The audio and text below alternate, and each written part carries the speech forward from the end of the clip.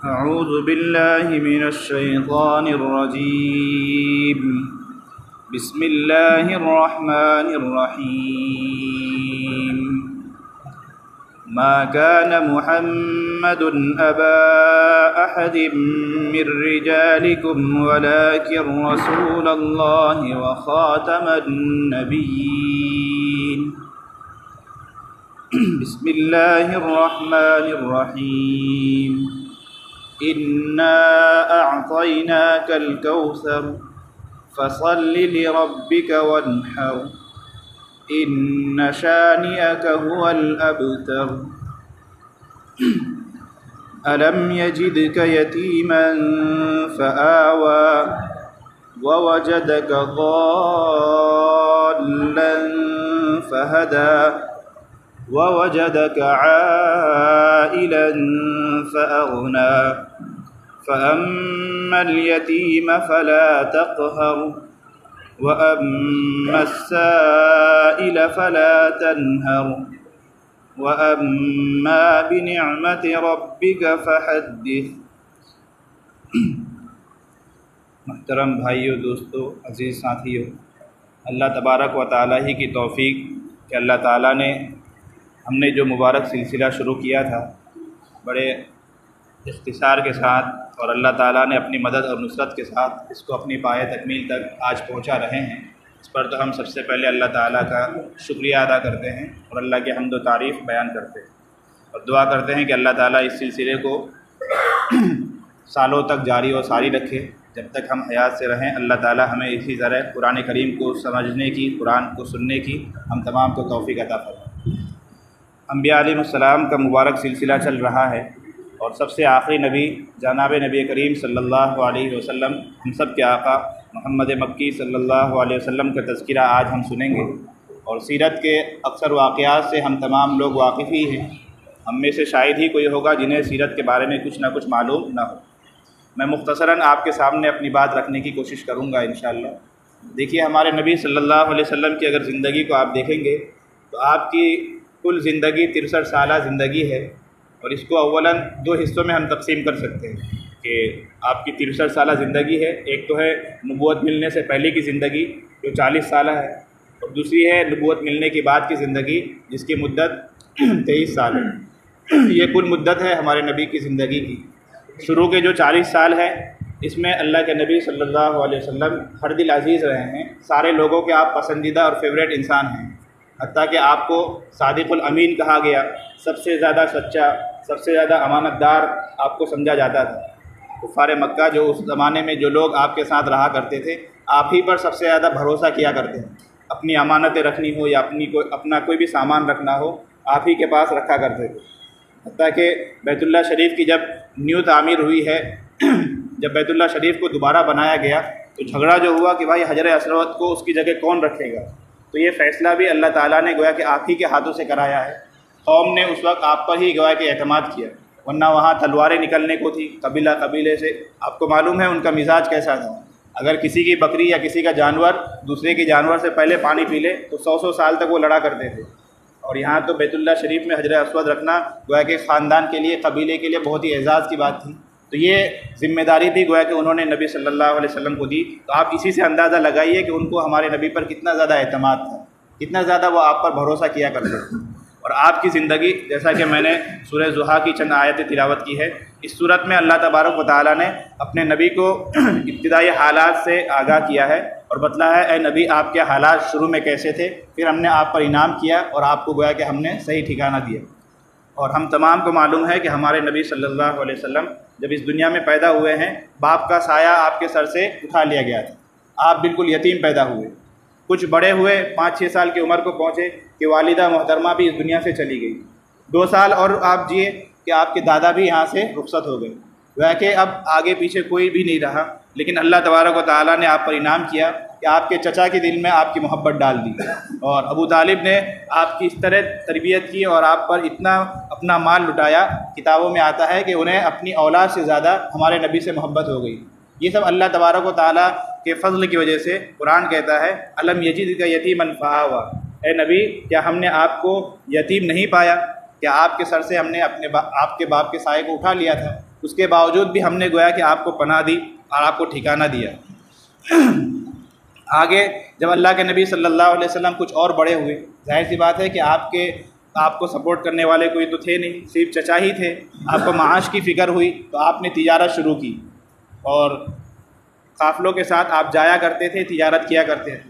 اور اسی تجارت میں ایک دفعہ آپ نے حضرت خدیجہ رضی اللہ تعالیٰ عنہ، جو آپ کی پہلی زوجہ ہے، نکاح سے پہلے ان کے مال کو لے کر آپ نے تجارت کی کہ آپ کا مال ہوگا، میری محنت ہوگی، جو منافع ہوگا ہم دونوں آپس میں تقسیم کریں گے۔ تو اس سے بہت ہی زیادہ منافع ہوا، اور حضرت خدیجہ رضی اللہ تعالیٰ عنہ نے دیکھا کہ یہ آدمی اتنے امانت دار ہے، سچے ہیں، اور ان کے اندر اتنی برکت ہے کہ کم وقت میں زیادہ منافع کما کر دے رہے ہیں۔ تو آپ کے اخلاق سے متاثر ہو کر انہوں نے گویا کہ خود نکاح کا پرپوزل آپ کے سامنے پیش کیا۔ عمر دیکھیں گے تو ہمارے نبی کی عمر 25 سالہ ہے، اور حضرت خدیجہ رضی اللہ تعالیٰ عنہ کی عمر تقریباً 40 سال سے متجاوز ہے، لیکن اللہ تعالیٰ کو چونکہ یہ نکاح کرانا مقصود تھا تو یہ نکاح ہوا، اور آپ حضرت خدیجہ کے ساتھ رہنے لگے۔ اس طرح قرآن کریم نے آپ صلی اللہ علیہ وسلم پر ایک جگہ احسان جتلایا ہے کہ اے نبی، ہم نے آپ کو آپ کو کمانے سے گویا کہ فری کر دیا۔ الم یجدک یتیما فآویٰ ووجدک ضالا فہدیٰ ووجدک عائلا فاغنیٰ۔ اللہ فرماتے ہیں کہ ہم نے آپ کو نادار پایا، یعنی آپ کے پاس مال و دولت اتنی نہیں تھی، لیکن ہم نے آپ کو مالدار کر دیا، اس اعتبار سے کہ آپ کے اخلاق سے حضرت خدیجہ متاثر ہوئی اور اس سے آپ کا نکاح ہوا، اور انہوں نے گویا کہ اپنا پورا خزانہ اور اپنی پوری پونجی آپ پر لٹا دی۔ اور اسلام پر جن عورتوں کا سب سے زیادہ احسان ہے، سب سے زیادہ جن کا احسان ماننا چاہیے، ان میں حضرت خدیجہ رضی اللہ تعالیٰ عنہ کا نام سر فہرست ہے کہ آپ نے اسلام کی اشاعت کے لیے اپنے خزانے اور اپنے دولت کے دروازے کھول دیے تھے۔ تو قرآن یہی کہتا ہے، اے نبی، آپ کے پاس کچھ بھی نہیں تھا، لیکن ہم نے اپنا احسان یہ کیا کہ ہم نے آپ کو مالدار کر دیا، کہ آپ کی بیوی نے آپ پر احسان کیا اور آپ کے ساتھ اپنے سارے خزانے آپ پر لٹا دی۔ تیسری بات کہ جب اللہ کے نبی اور بڑے ہوئے تو آپ کو فکر ہوئی کہ بھائی ہم جو دنیا میں آئے ہیں یوں ہی تو نہیں آئے، دنیا میں آنے کا کوئی نہ کوئی تو مقصد ہے، لہذا اپنے مالک کی، اپنے خالق کی عبادت کرنی چاہیے۔ اور اللہ کے نبی کی جب ولادت ہوئی ہے تو اس زمانے میں لوگ دین سے بہت کٹ چکے تھے۔ مکہ میں وہ لوگ حضرت ابراہیم علیہ السلام کے دین پر تو تھے، ملت ابراہیمی پر اپنے آپ کو کہلاتے تھے، لیکن حضرت ابراہیم کی تعلیمات کو وہ لوگ بالکل مٹا چکے تھے۔ کچھ ہی چیزیں تھیں جو باقی رہ گئی تھیں، اکثر چیزیں ملیا میٹ ہو گئی تھی، انسان تمیز ہی نہیں کر پاتا تھا کہ یہ حضرت ابراہیم کی تعلیم ہے یا کچھ اور ہے۔ تو اللہ کے نبی صلی اللہ علیہ وسلم ان دنوں غار میں جا کر، تنہائی میں جا کر گوشہ نشینی کرتے، اللہ کی عبادت کیا کرتے۔ ہم تمام کو معلوم ہے کہ مہینوں مہینہ آپ وہاں رہا کرتے تھے۔ ایک دفعہ کا ذکر ہے، رمضان کا مہینہ تھا، شب قدر کی رات تھی، سورج غروب ہوا، مغرب کے بعد کا وقت ہوگا کہ اتنے میں ایک فرشتہ آپ کے سامنے نمودار ہوا، اور اس فرشتے نے آپ صلی اللہ علیہ وسلم کو پڑھنے کی تلقین کی کہ پڑھیے۔ ہم تمام سنتے ہیں نا کہ پہلی وحی کیسے نازل ہوئی، تو اللہ کے نبی نے کہا کہ بھائی ہمیں تو پڑھنا نہیں آتا۔ 3 مرتبہ اصرار کیا اور 3 مرتبہ آپ کو دبایا۔ اس کے بعد انہوں نے کہا کہ پڑھیے، اقرا بسمی کا کی یہ 5 آیتیں شروع کی نازل ہوئی، اور آپ صلی اللہ علیہ وسلم پر گویا کہ یہ اسلام کی پہلی وحی نازل ہوئی۔ اسی کو قرآن کریم کہتا ہے وَوَجَدَكَ ضَالًّا فَهَدَىٰ، کہ اے نبی، اللہ تبارک و تعالیٰ نے آپ کو راستے سے بے خبر پایا، پھر اللہ نے آپ کو راستہ دکھلایا۔ یعنی ہمارے نبی سوچ رہے تھے، غور و فکر کر رہے تھے کہ ہمیں اللہ کی عبادت کس طرح کرنی ہے، اپنے رب کو کس طرح منانا ہے، رب کی اطاعت کس طرح کرنی ہے۔ تو اللہ فرماتے ہیں کہ نبی، آپ کو راستہ پتہ نہیں تھا کہ مجھ تک پہنچنے کا، مجھ تک آنے کا راستہ کیا ہے۔ فہدا، پھر ہم نے آپ پر انعام کیا، احسان کیا کہ آپ پر وحی نازل کی، آپ کو نبوت سے سرفراز کیا، آپ پر قرآن کا نزول ہوا، جبریل آپ کے پاس آئے، اور اس طرح گویا کہ آپ کو راستہ بتلایا گیا۔ تو یہ پہلی وحی نازل ہوئی ہے، اور جو ہی یہ وحی نازل ہوئی، ظاہر سی بات ہے کہ بہت بڑی ذمہ داری تھی، ایک نیا واقعہ تھا۔ اللہ کے نبی بہت ہی زیادہ گھبرائے اور پریشانی کی حالت میں آپ گھر تشریف لائے، اور گھر میں ظاہر سی بات ہے کہ آپ کی بیوی حضرت خدیجہ کے پاس ہی آپ جائیں گے۔ اس دن میں نے کہا تھا کہ ہماری جو سب سے زیادہ ہمدرد اور خیر خواہ ہوتی ہے، ہماری بیوی ہی ہوتی ہے، اولاد سے بھی بڑھ کر گویا کہ بیوی اپنی جان نچھاور کرتی ہے۔ تو آپ نے حضرت خدیجہ کو پورا قصہ سنایا اور کہا کہ مجھے ڈر ہے کہ کہیں ایسا نہ ہو کہ میں ہلاک ہو جاؤں، میرے ساتھ ایسا واقعہ پیش آیا ہے۔ تو اس وقت حضرت خدیجہ رضی اللہ تعالیٰ عنہا نے نبی صلی اللہ علیہ وسلم کو تسلی دی اور آپ کو دلاسا دیا کہ بخدا اللہ تعالیٰ آپ کو کبھی بھی گویا کہ رسوا نہیں کریں گے، اللہ تعالیٰ آپ کو کبھی بھی ہلاک نہیں کریں گے۔ حضرت خدیجہ رضی اللہ تعالیٰ عنہا نے تسلی کے جو کلمات کہے ہیں، یہ کلمات حدیث کی کتابوں میں مذکور ہے۔ محدثین لکھتے ہیں حضرت خدیجہ نے کہا فواللہ لا یخزیک اللہ ابدا، کہ بخدا اللہ تبارک و تعالیٰ آپ کو کبھی بھی رسوا نہیں کریں گے۔ کیوں رسوا نہیں کریں گے؟ اس لیے کہ آپ کے اندر کچھ ایسی صلاحیتیں ہیں، کچھ ایسی خصوصیات ہیں، آپ کچھ ایسی عادتیں ہیں کہ جس آدمی کے اندر بھی یہ چیزیں پائی جائے گی اس آدمی کو اللہ تعالیٰ نہ دنیا میں رسوا کریں گے نہ آخرت میں رسوا کریں گے۔ تو یہ گویا کہ نبوت ملنے سے پہلے سے ہی ہمارے نبی کے اندر یہ خصوصیات پائی جاتی تھی، لہٰذا اسے ہم غور سے سنیں اور اسی کے مطابق اپنے آپ کو ڈھالنے کی کوشش کریں، اس لیے کہ یہ صفتیں وہ ہے جو ہمارے نبی کے اندر تھی۔ ظاہر سی بات ہے کہ نبی کی صفات کو اپنانا ہم تمام کا اخلاقی فریضہ ہے، ہم تمام کے ایمان کا تقاضا ہے۔ امی خدیجہ فرماتی ہے کہ آپ کو اللہ تعالیٰ رسوا اس لیے نہیں کرے گا اس لیے کہ آپ کے اندر 4-5 باتیں پائی جاتی ہیں۔ پہلی بات تو یہ ہے واللہ انک لتصل الرحیم، اے اللہ کے نبی آپ رشتوں کو جوڑتے ہیں، رشتہ داروں کے ساتھ صلہ رحمی کرتے ہیں، لہذا اس صلہ رحمی کی وجہ سے، اس کام کی وجہ سے اللہ تعالیٰ کبھی بھی آپ کو رسوا نہیں کریں گے۔ دوسری بات وتصدق الحدیث، کہ آپ جب بھی بولتے ہیں سچ ہی بولتے ہیں، آپ کی زبان سے نہ نبوت سے پہلے نہ نبوت کے بعد کبھی بھی کوئی جھوٹ صادر نہیں ہوا، تو یہ دوسری صفت۔ تیسری آپ کے اندر صفت یہ ہے وتحمل الکلہ، کہ آپ کمزوروں کی مدد کرتے ہیں، جو کمزور ہیں۔ آپ نے واقعہ سن رکھا ہے کہ ہمارے نبی صلی اللہ علیہ وسلم دوسروں کا بوجھ اٹھایا کرتے تھے، دوسروں کی ہیلپ کیا کرتے تھے، یہ تیسری صفت۔ چوتھی صفت وتکسب المعدومہ، کہ جس کے پاس کچھ بھی نہیں ہے آپ اس کو کما کر دیتے ہیں، جن کا گھر نہیں چلتا، جن کا چولہا نہیں جلتا، آپ اپنی گاڑی کمائی سے ان کو دیتے ہیں تاکہ ان کے گھر بھی کچھ نہ کچھ بن جائے۔ پانچویں صفت وتقری الضیف، کہ آپ مہمان نوازی کرتے ہیں، آپ کے پاس کوئی مہمان آتا ہے تو آپ اسے یوں ہی جانے نہیں دیتے، مہمان نوازی کرتے ہیں۔ چھٹی صفت وتعین علی نوائب الحق، کہ حق کے راستے میں اور حق کے لیے جب بھی کوئی مشکل آتی ہے آپ ان مشکلات کو برداشت کرتے ہیں۔ تو یہ حضرت خدیجہ رضی اللہ تعالیٰ عنہا نے نبی صلی اللہ علیہ وسلم کو تسلی دی ہے کہ اے نبی آپ کے اندر یہ 5-6 خصوصیات ہیں، 5-6 عادتیں ہیں، جس انسان کے اندر بھی یہ چیزیں ہوگی اللہ تبارک و تعالیٰ کبھی بھی ایسے انسان کو ضائع نہیں کریں گے، کبھی بھی اسے ذلیل نہیں کریں گے۔ اللہ کے نبی کو پھر حضرت خدیجہ اپنے چچا زاد بھائی کے پاس لے گئی، تفسیر ہمیں معلوم ہے۔ اس کے بعد پھر وحی آئی اور اللہ تعالیٰ نے آپ کو سارے لوگوں کے سامنے گویا کہ نبوت کا اعلان کرنے اور لوگوں کو دین کی طرف بلانے کا کہا۔ آپ نے اپنے پورے قبیلے والوں کو سب سے پہلے پہاڑ کے نیچے جمع کیا اور سارے لوگوں کو دین کی طرف بلایا۔ ابو لہب، تبت یدا ابی لہب نازل ہوئی تو ابو لہب نے سب سے پہلے آپ کی مخالفت کی، حالانکہ یہ آپ کا چچا تھا اور اس قدر بدبخت انسان تھا کہ جب شیب ابی طالب میں آپ صلی اللہ علیہ وسلم اور آپ کے پورے خاندان والوں کا بائیکاٹ ہوا تو ابو لہب بھی آپ ہی کے خاندان میں سے تھا، بنو ہاشم میں ہی تھا، لیکن اس قدر بدبخت کہ بھتیجے کا ساتھ دینے کے بجائے اس نے دوسرے لوگوں کا اور آپ کے دشمنوں کا ساتھ دیا۔ یہاں پورے خاندان کو لوگوں نے بائیکاٹ کر دیا، مسلمان ہو غیر مسلم ہو، سارے لوگوں کو۔ بنی ہاشم میں جتنے لوگ تھے، قبیلہ بنی ہاشم کے سارے لوگوں کا بائیکاٹ ہوا، لیکن ابو لہب تھا تو ان میں سے ہی، لیکن اس نے ساتھ دیا قریش کا۔ اس سے سمجھیے کہ کتنا زیادہ بدبخت انسان ہوگا۔ اور اس کے بارے میں آتا ہے کہ اس کا گھر ہمارے نبی کے گھر کے پڑوس میں ہی تھا، اور یہ بھی اور اس کی بیوی بھی دونوں ستایا کرتے تھے۔ سورہ والضحیٰ جو نازل ہوئی نبی صلی اللہ علیہ وسلم کو تسلی دینے کے لیے، اصل ہوا یہ تھا کہ ایک دفعہ آپ صلی اللہ علیہ وسلم سے کفار نے آزمانے کے لیے 3-4 سوال کیے تھے کہ بتائیے روح کیا ہے، فلاں چیز کیا ہے۔ سورہ کہف کی تفسیر میں ہم سنتے ہیں تو آپ صلی اللہ علیہ وسلم نے کہا تھا کہ ٹھیک ہے بھائی میں کل بتاؤں گا، مجھے آج تو پتہ نہیں ہے، کل جبریل آئیں گے میں بتا دوں گا۔ قرآن کہتا ہے کہ آپ نے چونکہ اس وقت انشاءاللہ نہیں کہا تھا تو اللہ تعالیٰ نے آپ کو متنبع کرنے کے لیے 1 مہینہ کے لیے وحی کو روک دیا۔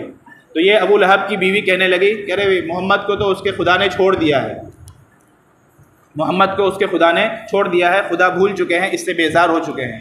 تو اللہ کے نبی کو بہت ہی زیادہ تکلیف ہوئی۔ پھر اللہ تعالیٰ نے سورہ ضحیٰ نازل کی ہے، والضحیٰ واللیل اذا سجا ما ودعک ربک وما قلی، اے میرے رب، اے میرے نبی، آپ کے رب نے نہ آپ کو چھوڑا ہے نہ آپ سے بیزار ہوئے ہیں۔ اور آگے پھر کہتے ہیں کہ ہم آپ کو اس قدر نوازیں گے کہ آپ خوش ہو جائیں گے، یعنی آپ کو دنیاوی انعامات بھی دیں گے اور وحی بھی آپ پر اس قدر نازل کریں گے کہ آپ خوش ہو جائیں گے۔ خیر ہمارے نبی کو سب سے زیادہ ستایا گیا اور خاندان والوں نے بھی ستایا، دوسرے لوگوں نے بھی ستایا ہے، یہاں تک نوبت آ گئی کہ آپ صلی اللہ علیہ وسلم کو مکہ چھوڑ کر مدینہ جانے پر آپ مجبور ہوئے اور آپ پھر مکہ سے مدینہ گئے۔ تو یہ جو 23 سالہ زندگی ہے اس کی بھی گویا کہ 2 قسمیں ہوتی ہے، ایک مکی زندگی اور ایک مدنی زندگی۔ مکی زندگی میں بہت ہی زیادہ آزمائشیں ہوئی، اللہ کے نبی صلی اللہ علیہ وسلم ثابت قدم رہے، اور پھر جب آپ کو گھر سے نکالا گیا تو آپ گویا کہ مایوس نہیں ہوئے، مدینہ جا کر آپ نے پناہ لی ہے، اور وہاں پر بھی ابتدائی سالوں میں بہت ہی زیادہ آزمائشیں آئی، ان لوگوں نے آپ کو تب بھی چین سے بیٹھنے نہیں دیا، کئی جنگیں ہوئی، کئی معرکے ہوئے، یہاں تک کہ آپ کو مٹانے کی اور اسلام کو ختم کرنے کی باتیں ہوئی، لیکن اب صلی اللہ علیہ وسلم ثابت قدم رہے اور تمام چیزوں کا مقابلہ کرتے رہے۔ تو ایک زمانہ وہ بھی آیا کہ مکہ بھی فتح ہوا، سارے مجرمین آپ کے سامنے آ گئے، لیکن اللہ کے نبی صلی اللہ علیہ وسلم نے وہاں پر بھی گویا کہ عفو درگزر کا معاملہ کیا کہ لا تثریب علیکم الیوم، کہ آج تم پر کوئی سرزنش نہیں، کوئی تمہیں ستائے گا نہیں، تم سے کوئی بات پوچھ نہیں ہوگی، انتم الطلقاء، جاؤ تم سب آزاد ہو۔ تو اللہ کے نبی صلی اللہ علیہ وسلم کی یہ مختصر سی سیرت ہے، اور سیرت کی کتاب کو سب سے زیادہ ہمیں مطالعے میں رکھنا چاہیے۔ ہم دنیاوی جو بھی کتابیں پڑھتے ہیں، سیرت کی کتاب ہمارے مطالعے میں ضرور ہونی چاہیے، اس لیے کہ قرآن کریم خود کہتا ہے کہ انک لعلی خلق عظیم، اے نبی آپ کے اخلاق بہت ہی زیادہ اعلیٰ ہیں، ہمارے نبی کے اخلاق سب سے زیادہ اعلیٰ ہیں۔ تو جب ہم سیرت پڑھیں گے تو نبی کے اخلاق گویا کہ ہمیں معلوم ہوں گے اور ہم اس کے مطابق اپنی زندگی کو ڈھالنے کی کوشش کریں گے۔ اس دن میں نے ایک روایت آپ کے سامنے پیش کی تھی کہ امی عائشہ رضی اللہ تعالیٰ عنہا کے سامنے لوگوں نے پوچھا کہ آپ نبی کا تذکرہ کیجئے، نبی کے بارے میں بتلائیے کہ ہمارے نبی کیسے تھے اور آپ کی اخلاق کیسی تھی اور آپ کا چلنا کیسا تھا، اٹھنا کیسا تھا، لوگوں کے ساتھ آپ کا رہن سہن کیسا تھا۔ امی عائشہ سے جب پوچھا گیا تو امی نے جواب دیا کہ بھائی تم قرآن نہیں پڑھتے؟ لوگوں نے کہا کہ بھائی قرآن تو پڑھتے ہیں، اس سے کیا تعلق؟ تو امی عائشہ نے کہا کہ خلقہ القرآن، کہ ہمارے نبی کے اخلاق وہی ہے جو قرآن میں ہے، یعنی قرآن یہ چونکہ اللہ کی کتاب ہے، اس کتاب کو کس طرح پریکٹس کرنا ہے، اس پر کس طرح عمل کرنا ہے، ہمارے نبی نے اپنی پوری زندگی میں اس پر عمل کر کے دکھلایا ہے۔ گویا کہ قرآن ایک قانون کی کتاب ہے اور اس قانون پر کس طرح عمل کرنا ہے پریکٹس کر کے نبی نے دکھلایا ہے، اور ہمارے نبی صلی اللہ علیہ وسلم ہمارے لیے اسوہ ہے، نمونہ ہے، اور ہماری یہ ذمہ داری ہے کہ ہم سب اللہ کے نبی کی سنتوں کو معلوم کریں اور آپ کے مطابق زندگی گزارنے کی کوشش کریں۔ ایک کتاب کا تعارف کرانا میں مناسب سمجھتا ہوں۔ ایک مولانا ہے حضرت مولانا اشرف علی صاحب تھانوی رحمۃ اللہ علیہ، حکیم الامت اشرف علی صاحب تھانوی، ان کے بہت ہی بڑے خلیفہ ہیں ڈاکٹر عبدالحی رحمۃ اللہ علیہ، جو پڑوس میں یعنی ہجرت کر کے پاکستان چلے گئے تھے، بہت ہی بڑے عالم تھے، پیشے کے اعتبار سے تو ڈاکٹر تھے، لیکن اللہ تعالیٰ نے انہیں بہت ہی زیادہ علوم سے نوازا تھا اور حضرت تھانوی کے خلیفہ تھے، اور ان کی شخصیت کا اندازہ آپ اسی بات سے لگائیے کہ ان کے زمانے میں جو بڑے بڑے لوگ تھے سارے لوگ ان کی طرف رجوع کیا کرتے تھے۔ آج شیخ الاسلام مفتی تقی عثمانی رحمۃ اللہ دامت برکاتہم، ان کے بھائی مفتی رفیع عثمانی، یہ سارے لوگ انہی سے گویا کہ منسلک تھے۔ تو ڈاکٹر عبدالحی رحمۃ اللہ علیہ بہت ہی بڑی شخصیت ہے، انہوں نے ایک کتاب لکھی ہے اسوہ رسول اکرم نامی، اسوہ رسول اکرم صلی اللہ علیہ وسلم، تقریباً 400-500 صفحے کی کتاب ہے، اور اس کتاب کے اندر حدیث کی کتابوں میں مختلف کتابوں میں نبی صلی اللہ علیہ وسلم کا جو اسوہ ہے، یعنی آپ کی زندگی گزارنے کا جو طریقہ ہے کہ آپ کی زندگی کیسی تھی صبح سے لے کر شام تک، اور آپ نے پوری زندگی بچپن سے لے کر جوانی تک اور بڑھاپے تک آپ نے کس طرح زندگی گزاری ہے، ساری چیزوں کو انہوں نے وہاں پر جمع کر دیا ہے حوالوں کے ساتھ۔ تو یہ کتاب ایسی ہے، علماء فرماتے ہیں کہ ہر گھر میں کم از کم یہ کتاب ہونی چاہیے، بہت ہی اہم کتاب ہے۔ مختصر لفظوں میں انہوں نے نبی کی پوری سیرت کو، پورے اسوہ کو گویا کہ بیان کر دیا ہے۔ اگر یہ کتاب میسر آئے تو اس کتاب کا ضرور مطالعہ کرنا چاہیے، اور قرآن کریم نے جیسا کہا کہ انک لعلی خلق عظیم، کہ ہمارے نبی صلی اللہ علیہ وسلم کے اخلاق بہت ہی عمدہ ہے، بہت ہی اعلیٰ اخلاق پر آپ ہیں، تو آپ کے اخلاق کو عمل میں لانے کے لیے ظاہر سی بات ہے پہلے علم ہونا ضروری ہے۔ تو ہم پڑھیں گے، علم میں آئے گی وہ بات، تبھی نہ جو ہے کہ ہمارے عمل میں آئے گی، تو ہمیں ان چیزوں کے مطالعہ کرنے کی ضرورت ہے۔ دوسری بات جو مجھے یہ کہنی ہے کہ عید بہت ہی قریب ہے، عید سے پہلے ہم تمام کو کم از کم 2-3 کام ضرور کرنے چاہیے۔ آپ نے رمضان کے شروع میں ہی ایک حدیث سنی ہے، اللہ کے نبی نے ممبر پر ہی چڑھتے ہوئے کہا تھا کہ اس شخص پر ہلاکت ہو، وہ شخص برباد ہو جائے جسے رمضان ملے اور وہ اپنی مغفرت نہ کرا سکے۔ اسی لیے علماء نے لکھا ہے کہ عید کا چاند نظر آنے سے پہلے ہر انسان کوشش کرے کہ اچھے سے وہ وضو بنائے، 2 رکعت نماز پڑھے بالکل پوری توجہ اور دھیان کے ساتھ، اس کے بعد اپنے تمام گناہوں سے معافی مانگے۔ بالکل آخر وقت ہے، زمانہ بھی نہیں، دن بھی نہیں کہہ سکتے، کچھ گھنٹے بچے ہوئے ہیں، تو ہم ایک کام ضرور کریں کہ مغرب سے پہلے 2 رکعت نفل صلاۃ التوبہ کی ہم پڑھ کر اپنے تمام گناہوں سے معافی مانگیں، اس لیے کہ اگر اس رمضان ہماری مغفرت نہیں ہوئی تو گویا کہ ہم اس حدیث کی وعید میں شامل ہو جائیں گے۔ اس لیے اللہ تعالیٰ کو منانا ہے، چند گھنٹے رہ گئے ہیں، اسے ہم اللہ کو منانے میں لگائیں۔ دوسرا عمل کہ حدیث میں ہے کہ الاعتبار بالخواتیم، کہ اعتبار جو ہے کسی بھی کام کے اینڈنگ کا ہے، اختتام کا ہے، لاسٹ ٹائم میں آپ کیا کام کرتے ہیں اس کا اعتبار ہوگا۔ جیسے آپ نے پڑھا نا کہ اخیر وقت میں جو آدمی کلمہ پڑھ لے گویا کہ اس کی زندگی کامیاب، تو کسی بھی عمل میں اعتبار جو ہے لاسٹ ٹائم کا ہے، آخری وقت کا ہے۔ تو رمضان میں ہم نے بہت ساری عبادتیں کی، اب یہ آخر کا زمانہ ہے، تو اعتبار اس کا ہوگا کہ ہمارا یہ آخری وقت، آخری لمحہ کس طرح گزرا۔ اللہ کے یہاں جب رجسٹر پیش ہوگا تو شروع میں دیکھیں گے، آخر میں دیکھیں گے کہ بھائی آخر میں اس نے کیا کیا ہے۔ تو ہم نے ماشاءاللہ شروع رمضان سے تو بہت ہی زیادہ اعمال کیے ہیں، تو کہیں ایسا نہ ہو کہ رجسٹر کا آخری صفحہ بالکل خالی رہ جائے۔ تو ہمیں کوشش کرنی ہے کہ جو چند گھنٹے رہ گئے ہیں، 4-5 گھنٹے رہ گئے ہیں، انہیں زیادہ سے زیادہ عبادتوں میں لگائیں، خاص طور پر قرآن کی تلاوتوں میں۔ رمضان میں ہم نے بہت ہی قرآن پڑھا، لیکن آخر وقت کو ہم قرآن کی تلاوت میں لگائیں، دعا اذکار میں لگائیں اور استغفار میں لگائیں۔ تیسرا عمل یہ کرنا ہے کہ جس طرح ہم خود بھی عمل کریں، گھر کے خواتین کو، گھر کے بچوں کو بھی گویا کہ آخر وقتوں میں انہیں بھی نیک کام کرنے کو کہیں۔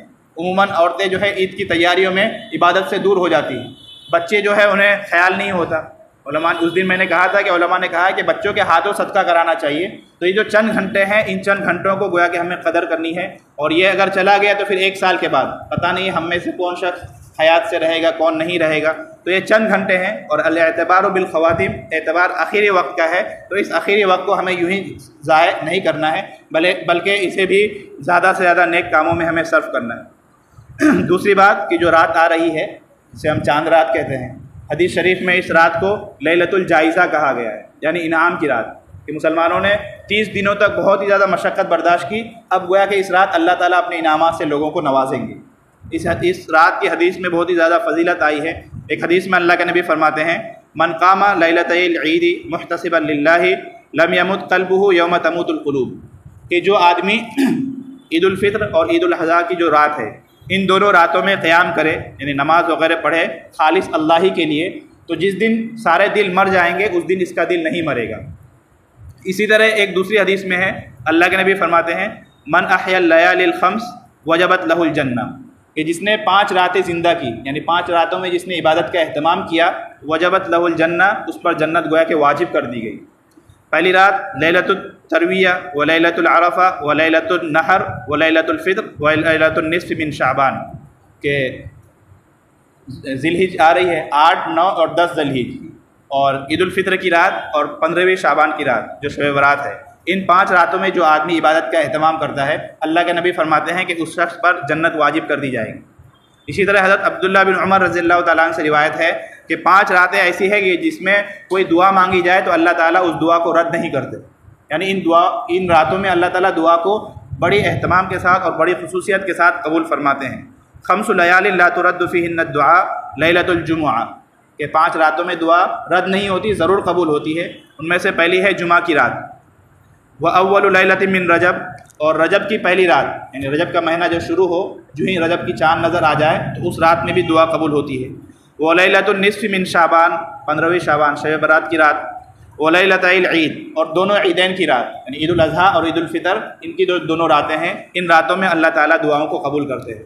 تو یہ حدیث میں اس کو لیلۃ الجائزہ کہا گیا ہے۔ چاند رات کو ہمارا خاص طور پر سٹیوں میں، شہروں میں ماحول یہ ہے کہ چاند رات کو لوگ شاپنگ میں اور گھومنے پھرنے میں یوں ہی ضائع کر دیتے ہیں، خاص طور پر نوجوان نسل۔ حالانکہ یہ رات جو ہے اللہ تعالیٰ سے لینے کا ہے، اللہ تعالیٰ اس رات میں بہت ہی زیادہ لٹاتے ہیں، جیسا کہ کہا کہ اس رات میں کوئی بھی دعا رد نہیں کی جاتی۔ تو اس رات میں ہمیں دعاؤں کا اور عبادتوں کا خاص اہتمام کرنا چاہیے، کہیں ایسا نہ ہو کہ اللہ تعالیٰ کے انعامات تقسیم ہو رہے ہوں اور ہم گویا کہ وہاں مجلس سے غائب ہوں، ہمیں وہ انعامات ہی نہ ملے۔ تو ان چیزوں کو ہمیں لینے کی کوشش کرنی چاہیے۔ آخری بات جو مجھے کئی دنوں سے کہنی تھی وہ یہ کہ اللہ تعالیٰ نے نماز کی بہت ہی زیادہ اہمیت بیان کی ہے، نماز کی بہت ہی زیادہ تاکید کی ہے، حتیٰ کہ اسلام اور کفر کے درمیان حد فاصل اگر کسی چیز کو کہا گیا تو نماز کو کہا گیا کہ نماز دین کا ستون ہے، ہمارے نبی کی آنکھوں کی ٹھنڈک ہے، مومن کا معراج ہے، بہت ہی اہمیت ہے۔ اور قیامت کے دن فرائض میں جس چیز کے بارے میں سب سے پہلے سوال ہوگا وہ نماز ہی ہے۔ نعمتوں میں سب سے پہلے صحت کے بارے میں، اور فرائض میں سے سب سے پہلے نماز کے بارے میں سوال ہوگا۔ تو بہت دنوں سے مجھے ایک بات کہنی تھی، وہ یہ کہ ہم تمام کو نماز کی پابندی کی فکر کرنی چاہیے۔ سب سے پہلے نماز، اگر ہم چاہتے ہیں کہ ہمیں 5 وقتہ نمازوں کے ہم پابند ہو جائیں، 5 وقت کی نمازیں ہماری صحیح ٹائم پر ادا ہو، کوئی بھی نماز قضا نہ ہو، تو سب سے پہلے تو ہمیں عزم کرنا ہے۔ آپ نے مشہور سن رکھا ہے، مشہور مقولہ ہے، ہمت مردہ مدد خدا۔ اگر ہم ہمت کر لیں گے تو انشاءاللہ ہمارے لیے کام آسان ہو جائے گا۔ اس کے ساتھ 2 عمل اور کرنے ہیں۔ اگر ہم یہ 2 عمل کریں گے تو اللہ کی ذات سے امید ہے کہ اللہ تبارک و تعالی ہمیں 5 وقتہ نمازی بنا لیں گے۔ ہم میں سے ہر آدمی یہی چاہتا ہے کہ میں 5 وقتہ نمازی بن جاؤں، ہماری کوئی نماز قضا نہ ہو۔ تو دو عمل ایسے ہیں کہ اگر ہم ان دو عملوں کو کرتے ہیں تو اللہ کی ذات سے امید ہے کہ اللہ تعالیٰ ہمیں نمازوں کا پابند بنا دیں گے۔ پہلا کام تو یہ ہے کہ دیکھیے، جس طرح 5 نمازیں ہم پر فرض ہیں، 5 وقت میں 5 نمازیں فرض ہیں، اس کے علاوہ کچھ نمازیں نفل بھی ہیں۔ تہجد کی نماز ہے، چاشت ہے، اشراق ہے، اوابین ہے، صلاۃ التوبہ ہے، تحیۃ المسجد ہے، تحیۃ الوضو ہے، کئی نمازیں نفل بھی ہیں، ہم تمام کو معلوم ہے۔ تو اگر ہم چاہتے ہیں کہ ہم 5 وقتہ نمازوں کے پابند ہو جائیں تو ان نفل نمازوں میں سے کسی ایک نماز کو ہم اپنی ڈاڑھوں سے پکڑ لیں، یعنی اس کی مکمل پابندی کریں۔ کوئی بھی ایک نماز، چاہے آپ سے اوابین میں آپ کو وقت مل جائے، مغرب کے بعد وقت ملے مغرب کے بعد، فجر سے پہلے آنکھ کھل جائے تو تہجد کی نماز، یا فجر کے بعد ہے تو چاشت اور اشراق کی نماز، یا تحیۃ المسجد، مسجد میں آپ آتے ہیں تو 2 رکعت تحیۃ المسجد پڑھ لیں، یا صلاۃ التوبہ، کسی بھی ایک نفل نماز کی اگر آپ پابندی کریں گے اور آپ بالکل اپنے اوپر گویا کہ اس نماز کو لازم کر لیں کہ چاہے دنیا ادھر سے ادھر ہو جائے لیکن میری یہ نماز چھوٹنی نہیں چاہیے، میری یہ نفل نماز چھوٹنی نہیں چاہیے۔ اگر آپ کسی بھی ایک نفل نماز کی پابندی کریں گے تو اس نفل نماز پڑھنے کا جو ثواب ہے وہ تو ملے گا ہی، اس کا ایک نقد فائدہ یہ ہوگا کہ اس نفل پر مداومت کرنے کی وجہ سے، پابندی کے ساتھ اس نفل کو پڑھنے کی وجہ سے اللہ تبارک و تعالیٰ آپ کو 5 وقتہ نمازی بنا دے۔ اس لیے کہ ایک نفسیاتی چیز ہے کہ انسان کسی نفل نماز کو پڑھے، نفل چیز کا اہتمام کرے اور فرض کو چھوڑ دے تو آپ کی جو ضمیر ہے، آپ کے اندر سے آواز آئے گی کہ بھائی کیسا آدمی ہے تو، نفل کے بارے میں تو سوال بھی نہیں ہوگا اور تو نفل کو اتنے اہتمام سے پڑھ رہا ہے، اور فرض کے بارے میں سب سے پہلے سوال ہوگا تم فرض ہی چھوڑ رہے ہو، فجر ہی نہیں پڑھتے یا ظہر میں ہی نہیں اٹھ رہے ہو۔ تو گویا کہ ہمارے اندر سے ایک آواز آئے گی اور اس نفل پر مداومت کرنے کی وجہ سے ہم گویا کہ فرائض پر پابند ہو جائیں گے۔ تو یہ پہلا کام ہمیں کرنی چاہیے۔ دوسرا عمل یہ کرنا چاہیے کہ جب بھی اللہ تعالیٰ ہمیں توفیق دے، تو ظاہر سی بات ہے کہ اللہ کی توفیق کے بغیر ہم کوئی بھی کام نہیں کر پاتے، تو جب بھی اللہ تعالیٰ ہمیں کسی فرض نماز پڑھنے کی توفیق دے، جیسے الحمدللہ ابھی ہم نے ظہر کی نماز پڑھی، تو جو ہی ہم نماز کے بعد دعا کرتے ہیں تو ان دعاؤں میں ایک دعا کو اور شامل کر لیجیے، وہ یہ کہ اے اللہ، آپ ہی کی توفیق سے، آپ ہی کی فضل سے میں نے یہ نماز پڑھی ہے، لہذا اس کے بعد آنے والی جو فرض نماز ہے وہ نماز پڑھنے کی بھی مجھے توفیق دے دیجیے۔ یعنی ہر نماز کے بعد ہمیں اگلی نماز کو مانگنا ہے، ہر نماز کے بعد اگلی نماز کو مانگنا ہے، اللہ تعالیٰ سے رونا ہے، اللہ کے سامنے گر گرانا ہے۔ اگر ہم اس کو اپنی زندگی کا معمول بنا لیں گے تو اللہ کی ذات سے امید ہے کہ ہم 5 وقتہ نمازوں کے پابند ہو جائیں گے۔ اللہ تبارک و تعالیٰ ہمیں 5 وقتہ نمازوں کا پابند بنائے، دین پر صحیح معنی میں چلنے کی توفیق عطا فرمائے۔ الحمدللہ، اللہ تبارک و تعالیٰ کی ہم سب سے پہلے تو ہم اللہ کا شکر گزار ہیں، اللہ تعالیٰ کی حمد و ثنا بیان کرتے ہیں کہ شروع رمضان سے جو سلسلہ شروع ہوا تھا بہت ہی آسانی کے ساتھ اور بہت ہی سہولت کے ساتھ اللہ تعالیٰ نے اسے پائے تکمیل تک پہنچایا۔ اللہ تعالیٰ سے ہم دعا کرتے ہیں کہ اس میں اگر جانے انجانے میں کوئی غلط بات کہی گئی ہے اللہ تعالیٰ اسے معاف فرمائے، جو کمی کوتاہی رہ گئی ہے اللہ تعالیٰ اسے معاف فرمائے، جو بھی باتیں کہی گئی ہے سب سے پہلے کہنے والوں کو اس پر اخلاص کی دولت سے نوازے، ہم تمام کو اخلاص کی دولت سے نوازے اور ہم تمام کو اس پر عمل کرنے کی اللہ توفیق عطا فرمائے۔ دوسری بات حدیث میں ہے من لم یشکر الناس لم یشکر اللہ، کہ جو لوگوں کا شکریہ ادا نہیں کرتا وہ اللہ کا بھی شکر گزار نہیں ہو سکتا۔ تو میں آپ تمام حضرات کا شکر گزار ہوں، خاص طور پر مسجد کی انتظامیہ کا، کہ آپ نے مجھ جیسے کم علم کو، مجھ جیسے بے حیثیت انسان کو اس ممبر پر بیٹھنے کی اجازت دی اور اپنا قیمتی وقت نکال کر آپ تمام یہاں آئے۔ اللہ تعالیٰ آپ تمام کے یہاں جمع ہونے کو قبول فرمائیں، اللہ تعالیٰ آپ تمام کو خوش رکھے، دنیا اور آخرت کی دونوں جہاں کی خیر اور بھلائی اللہ تعالیٰ آپ تمام کو نصیب فرمائیں، اور اللہ تعالیٰ اس سلسلے کو آئندہ رمضانوں میں بھی ہمیں اس طرح مل بیٹھنے کی اور دین کے مذاکرے کی اللہ تعالیٰ ہمیں توفیق عطا فرمائیں، ہماری صحت میں، عمر میں اللہ برکت عطا فرمائیں۔ آخری گزارش کہ بہت ہی لمبا عرصہ میں آپ کے درمیان رہا، ظاہر سی بات ہے کہ آپ سے جذباتی قسم کا ایک تعلق ہو گیا ہے، اللہ تعالیٰ اس تعلق کو برقرار رکھے۔ آخری گزارش یہ ہے کہ اگر میری ذات سے یا میری کسی بات سے ہم میں سے کسی بھی ساتھی کو کوئی تکلیف ہوئی ہو تو میں آپ تمام سے معافی کا خواستگار ہوں، آپ معاف کر دیں، اگر معاف نہیں کر سکتے تو آ کر بدلہ لے لیں، اس لیے کہ پھر پتہ نہیں آج کے بعد ہماری ملاقات ہو یا نہ ہو۔ اللہ تبارک و تعالیٰ ہم تمام کے جمع ہونے کو قبول فرمائیں، کہیں سنی باتوں پر اللہ تعالیٰ عمل کرنے کی توفیق عطا فرمائیں، قرآن کریم کو سمجھنے کی اور قرآن کے مطابق عمل کرنے کی اللہ تعالیٰ ہم تمام کو توفیق نصیب فرمائیں۔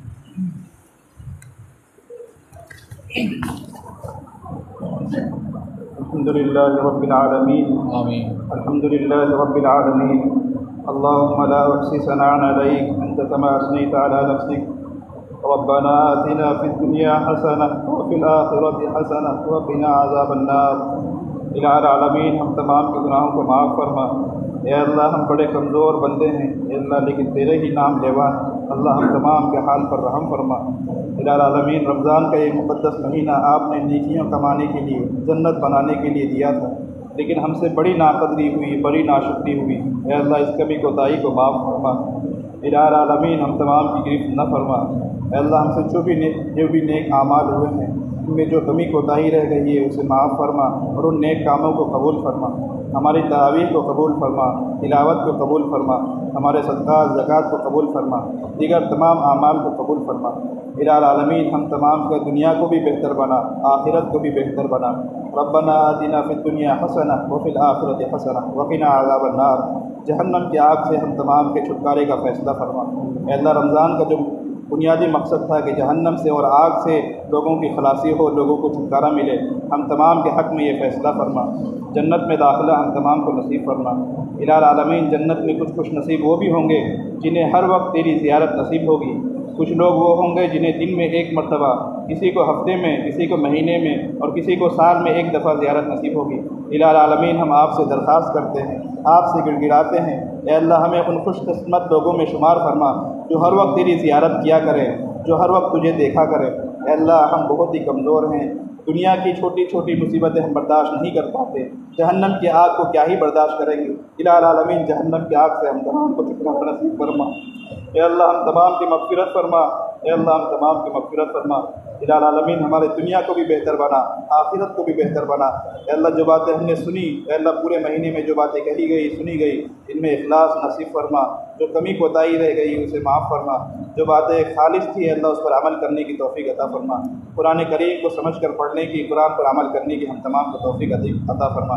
الہ العالمین، ہم تمام کو صحت تندرستی کی دولت سے نواز، ہمارے گھر والوں کو بھی قبول فرما، ہمیں بھی قبول فرما، ہمارے گھروں میں چین سکون سکینت نازل فرما، ہمارے کاروبار میں برکت نازل فرما۔ الہ العالمین، ہم میں جو شخص پریشان حال ہے ہر ایک کی پریشانیاں دور فرما، ہم میں سے جس شخص کے جو جائز مقاصد ہیں ہر ایک کے جائز مقاصد کو پورا فرما۔ اے اللہ جن ساتھیوں کا امتحان ہے، امتحان میں اعلیٰ نمبرات سے انہیں کامیاب فرما۔ الہ العالمین، کل عید ہے، پوری دنیا کے اندر، پورے ہندوستان کے اندر الہ العالمین چین سکون آرام کے ساتھ عید کو منانے کی توفیق عطا فرما۔ اے اللہ امن و امان کو برقرار رکھ، ظالموں کو ظلم سے ہدایت دے۔ الہ العالمین، مسلمانوں کو ہر طرح کے ظلم سے، فتنوں سے مسلمانوں کی حفاظت فرما۔ مسلمان جہاں کہیں پریشان حال ہیں ہر ایک کی پریشانیاں دور فرما۔ اے اللہ اس رمضان کو ہماری زندگی کا آخری رمضان نہ بنا۔ الہ العالمین، ہم میں سے جو ساتھی اعتکاف میں ہیں ان کے اعتکاف کو قبول فرما۔ الہ العالمین، ان کے اعتکاف کو قبول فرما۔ اے اللہ ہم نے اس دن ایک حدیث سنی ہے کہ رمضان میں عمرہ کرنے کی بڑی فضیلت آئی ہے۔ اے اللہ ہم تمام کو رمضان میں بار بار عمرہ کی دولت سے نواز دے۔ اے اللہ ہم نے آج یہاں اعتکاف کیا ہے، ہمیں ایسا بھی اعتکاف دے کہ ہم حرمین شریفین میں جا کر اعتکاف کریں۔ اے اللہ ایسی دولت، ایسی توفیق ہمیں نصیب فرما۔ الہ العالمین، آخر میں یہی دعا ہے جو حضرت سیدنا عمر فاروق رضی اللہ تعالیٰ عنہ نے دعا مانگی تھی، اللہم ارزقنا الشہادۃ فی سبیلک وفی بلد نبیک۔ اے اللہ ہمیں شہادت والی موت نصیب فرما اور اپنے نبی کے شہر میں وہ موت نصیب فرما۔